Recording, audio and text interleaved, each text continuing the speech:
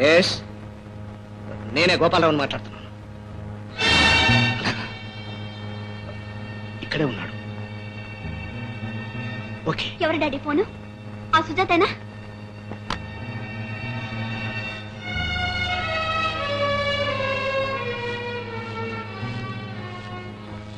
కాదు, ఈ గోపి కోసం పోలీస్ ఆఫీసర్. పోలీస్ ఆఫీసర్ నా కోసం? ఎందుకు? సుజాతను హత్య చేసినట్టు. ఏమిటి? నేను సుజాతను హత్య చేయటమా? ఇదేదో మోసం, కుట్ర. ఆ రెండు నీవే. ఆధారం దొరకకూడదని ఆ అమ్మాయిని కూని కూడా చేసావన్నమాట. సీత, నాకే పాపం తెలియదు. ఇంకా కొద్ది నిమిషాలు అయితే పోలీసులు వస్తారుగా, వాళ్ళు చెప్తారు నీ పాపాల వెనక చరిత్ర. మిస్టర్ గోపి, జీవితంలో ఎవరినైనా దెబ్బతిన్న తర్వాతే నమ్మాను, కానీ నమ్మి దెబ్బతినటం ఇదే మొదటిసారి. సార్, మీరు కూడా నేను హత్య చేశానని నమ్ముతున్నారా? ఇప్పుడే వెళ్ళి నేను నిర్దోషిని నిరూపించుకుంటాను. నువ్వు వెళ్ళడానికి వీల్లేదు. లేదు, నేను వెళ్ళి తీరాలి. ఏ నేరం చేయని నేను పోలీసుల చేతుల్లో ఎందుకు చిక్కాలి? ఆగు. అమ్మా, తప్పించుకు పారిపోవాలని చూస్తున్నావా? అది కాదమ్మా. ఏది కాదు? నువ్వు ఏ తప్పు చేయని వాడిని ఎందుకు పారిపోవాలి? చట్టాన్ని ఎందుకు ఎదిరించాలి? పోలీసుల గురించి నీకేమీ తెలియదు. నీ గురించి తెలుసుకోవడానికే నన్ను ఇక్కడి నుంచి కదలడానికి వీల్లేదు. నన్ను ఆపడానికి నువ్వెవరు? నేనెవరినా? మీ అమ్మను. అమ్మవా? అవసరానికి ఆదుకోమని బతిమాలితే అద్దెకొచ్చిన అమ్మవు. నువ్వు నా మీద అధికారం చెలాయిస్తున్నావా? కావాలంటే ఎప్పటికైనా తిరిగి వచ్చి అమ్మగా నటించినందుకు అసలు వడ్డీతో సహా నీ కిరాయిని మొఖాన్ని పారేస్తాను. భగవంతుడు కూడా విడతీయలేని బంధం అన్నావే, ఎంత తేలిగ్గా తెంచి పారేశావు బాబు. అమ్మ విలువ తెలుసుకున్నానని, అమ్మ లేందే బ్రతకలేనని, పువ్వుల్లో పెట్టి పూజించుకుంటానని ఆనాడు బ్రతిమలితే నిజమనుకున్నాను బాబు, నిజమనుకున్నాను. చూడు బాబు, నేను డబ్బు కోసం రాలేదు, ఆత్మీయత కోసం వచ్చాను. ఏనాడు పోగొట్టుకున్న నా బిడ్డను నీలో చూసుకున్నాను. ఈ బంధం ఏనాటికి విడిపోదని ఎన్నో బంగారు కలలు కన్నాను బాబు. అది నా తప్పు కాదు, ఉన్నదాన్ని మించి ఊహించుకోవటం నీదే తప్పు. నిజమే, నా కన్న బిడ్డ అయితే ఇన్ని మాటలు అనగలిగేవాడా? నువ్వే నా కన్న తల్లివైతే నా చేతులకు సంఖ్యలు వేయించడానికి సిద్ధపడేదానివా? Mister Gopi, you are under arrest. నేను హత్య చేయలేదు ఇన్స్పెక్టర్. అది నిర్ణయించవలసింది కోర్టు. కమాన్. బాబు, బాబు. చూసావమ్మా, నీతిని నిజాన్ని ఈ పోలీసులు ఎలా నొక్కుతున్నారు. ఇప్పుడు ఏ మాట చెప్పడానికి నాకు అవకాశం లేదు. ఏ నేరము చేయకపోయినా ఇప్పుడు చట్టం దృష్టిలో నేను నేరస్తుంది. నీ కసి తీరిందా అమ్మా? బాబు, బాబు, బాబు, బాబు.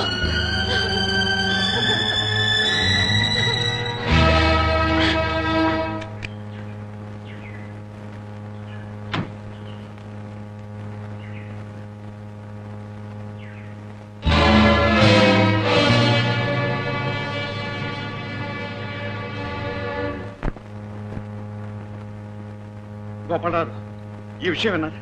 మనం ఎంతో మంచివాడు అనుకున్న గోపి ఒక అమ్మాయిని దారుణంగా హత్య చేశాడు. ఇప్పుడే అతన్ని పోలీసులు అరెస్ట్ చేసి తీసుకెళ్ళి. అలాగా, మంచిదైంది. పెళ్లికి ముందే అతని నిజరూపం బయటపడ్డాం నిజంగా మన గీతం అదృష్టం. నిజమే, కానీ ఇందులో ఒక విచిత్రం కూడా ఉంది నాగరాజు. ఏమిటండి? అంతటి మోసగాడికి ఒక మంచి తల్లి కూడా దొరికింది. తల్లి దొరికిందా? అవును. గోపి తల్లిదండ్రులైన అనాథ. తల్లి గుణగణాలు చూసి కానీ నా బిడ్డనివ్వను. అందుకే అద్దెకు ఒక అమ్మని తెచ్చుకున్నాడు. ఆశ్చర్యంగా ఉంది. పాప 4 రోజుల పాటు తల్లిగా ఉండటం వల్ల ఆ దుర్మార్గుడి మీద నిజంగానే ఎన్నో ఆశలు పెంచుకుంది.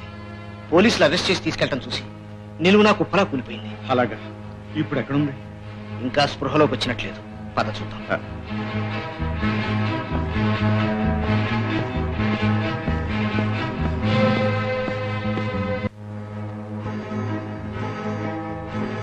ఇదిగో.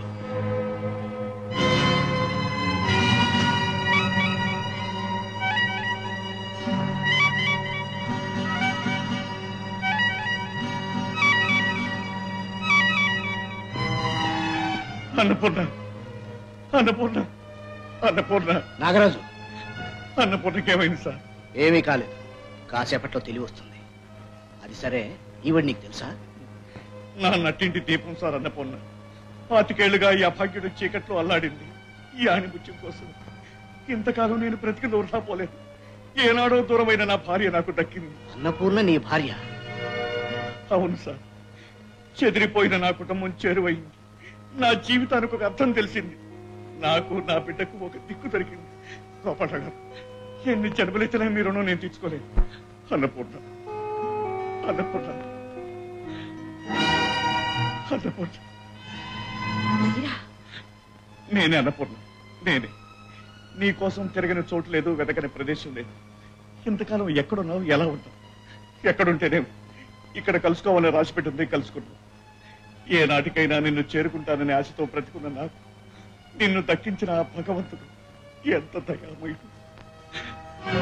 మీరు మారిపోయానన్నపూర్ణ, మనిషిగా మారిపోయాను. బాధ్యత లేకుండా పైలా పచ్చిసిగా తిరిగిన ఆ నాగరాజు ఏనాడో చచ్చిపోయాడు. నువ్వు దూరం కాగానే నీ విలువ గుర్తించి నీ కోసం పరితపించి నేను ఎంతగా కుమిలిపోయానో నీకు తెలియదు. సమయానికి దేవుళ్లాగా గోపాలరావు గారు ఆదుకుని వారి మనసులోనే కాక వారి వ్యాపారంలో కూడా స్థానం ఇచ్చి నాలో జీవం పోశారు. సంఘంలో నా విలువ పెంచారు. ఈనాడు ఆస్తికి అంతస్తుకి దేనికి నాకు లోటు లేదు.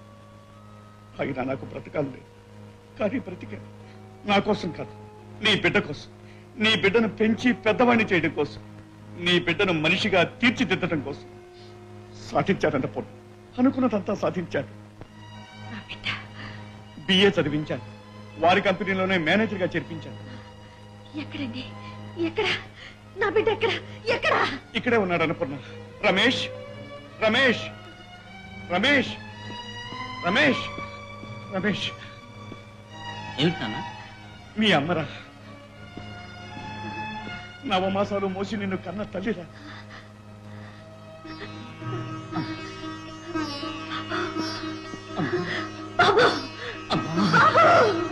బాబు బాబు బాబు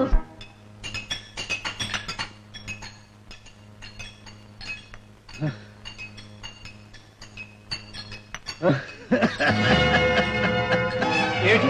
ఏమైంది?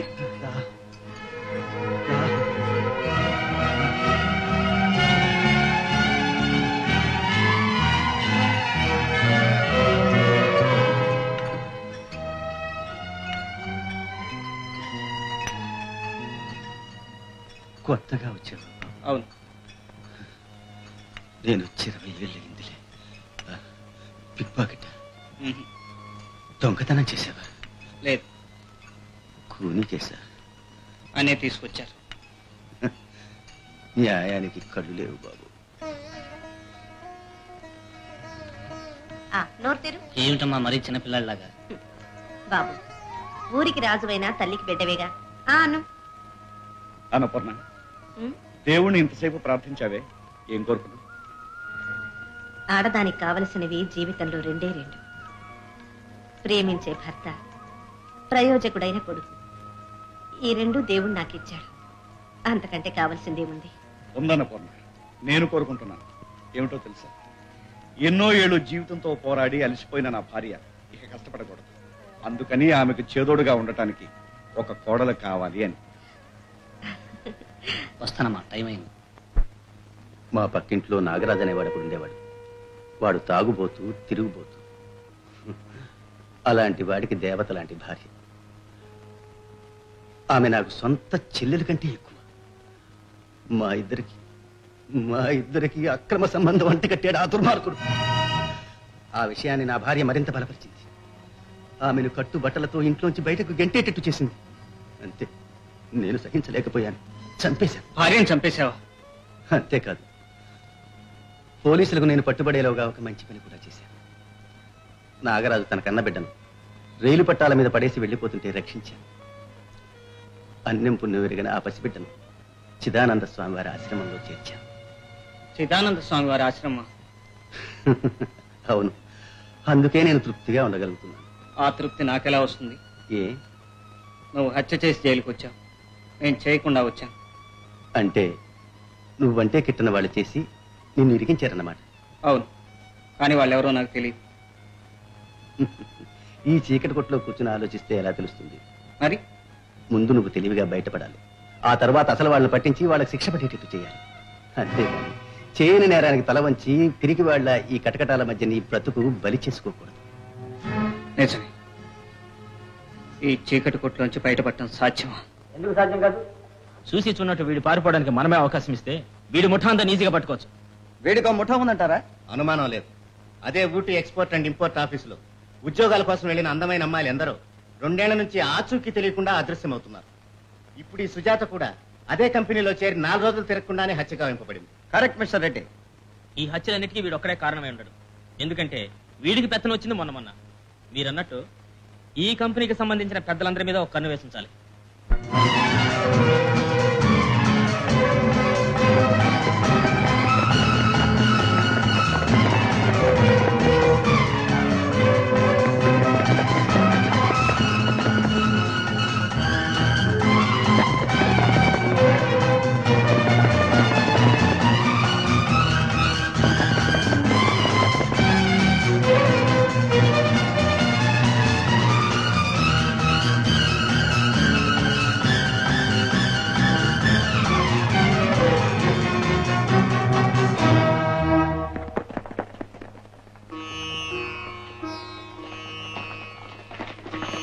చూడమ్మా, ఇటుపక్క ఎవరైనా పరిగెత్తుకొచ్చారా?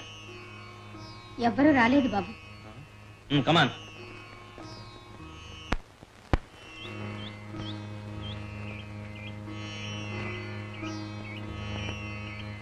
బాబు, పోలీసులు వెళ్ళిపోయారు. బయటికి రా నాయనా.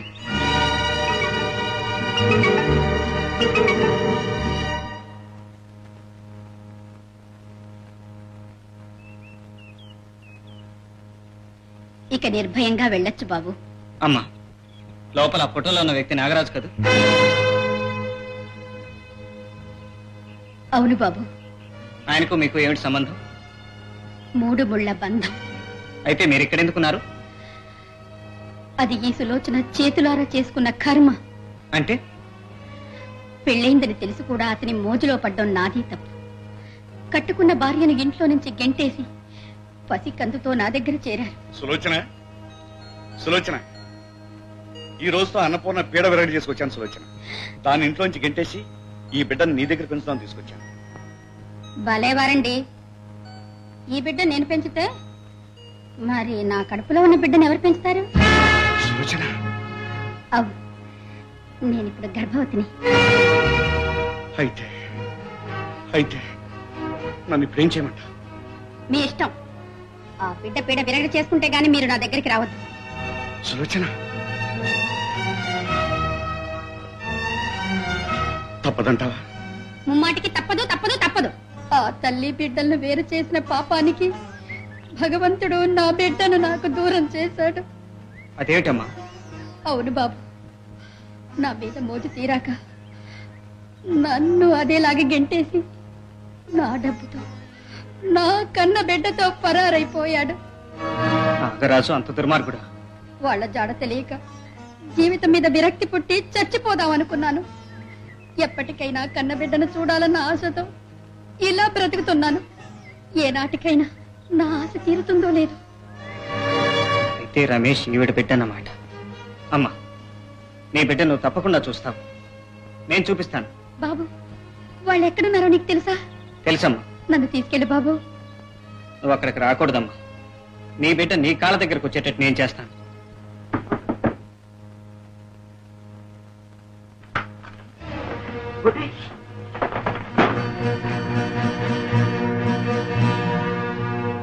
నాన్న, కథ అడ్డం జరిగింది. ఏమిట్రా, ఏమైంది? ఆ గోపిగాడు జైలు నుంచి తప్పించుకున్నాడు. తప్పించుకున్నాడు? అవును నాన్న, ఏ నిమిషంలోనైనా వాడికి రావచ్చు. సుజాతను మనమే చంపామన్న విషయం ఆరా తీయచ్చు. ఏడిశాడు. ఆరా తీయడానికి వాడి దగ్గర ఆధారాలు ఎక్కడున్నాయి? ఒకవేళ అంతదాకా వస్తే వాడి ఆనవాళ్ళు కూడా మిగలకుండా ఎలా అంతం చేయాలో నాకు తెలుసు. దానికి ఒక ప్లాన్ ఉంది, నేను చెప్తాను.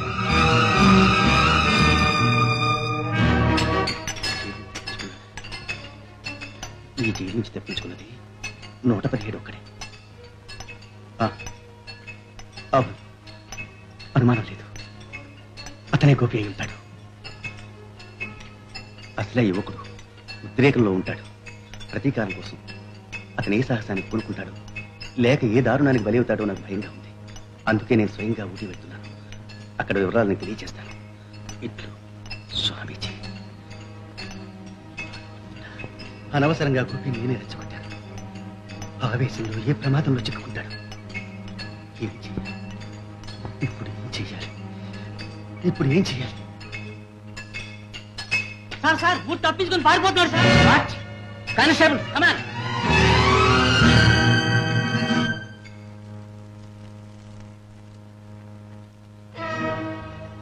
నువ్వా జైలు నుంచి తప్పించుకొచ్చావా? అవును, అమ్మని చూడాలని వచ్చాను. ఆమెను అమ్మాని పిలిచి అరగతను ఏనాడో కోల్పోయా. ఆమె ఇప్పుడు గౌరవమైన స్థానంలో ఉంది. ఏనాడో ఆమెకు దూరమైన ఆమె భర్త బిడ్డను కలుసుకొని హాయిగా ఉంది. గీత, అవును, మా నాన్నగారికి పాగస్తులైన నాగరాజు గారే ఆమె భర్త. రమేష్ ఆమె కొడుకు. గీత, నన్ను మర్చిపో. ఇంకెప్పుడు నన్ను కలుసుకోకు. పెడతాను. కానీ వెళ్లే ముందు ఒక్క మాట. భగవంతుడి మీద ప్రమాణం చేసి చెప్తున్నాను, సుజాతకు నాకు ఎలాంటి సంబంధం లేదు. ఆ అమ్మాయి నేను హత్య చేయలేదు. నా మాట నమ్ము. ఇంకా ఎందుకు నాటకం ఆడతా? నీకు సుజాతకున్న సంబంధం ఏమిటో నాగరాజు గారే నాకు స్వయంగా చెప్పారు. నాగరాజు చెప్పాడా? అవును, ఆయన ఎంత చెప్పినా వినకుండా నాకు ద్రోహం తలపెట్టావని కూడా చెప్పారు. అయితే అనుమానమే లేదు. నాకు కాకుండా నిన్ను నీ ఆస్తిని కాజేయటానికి వాళ్లే ఈ హత్య చేసి నా మీదకు తోశారు. వాళ్ళ అంతు చూస్తాను.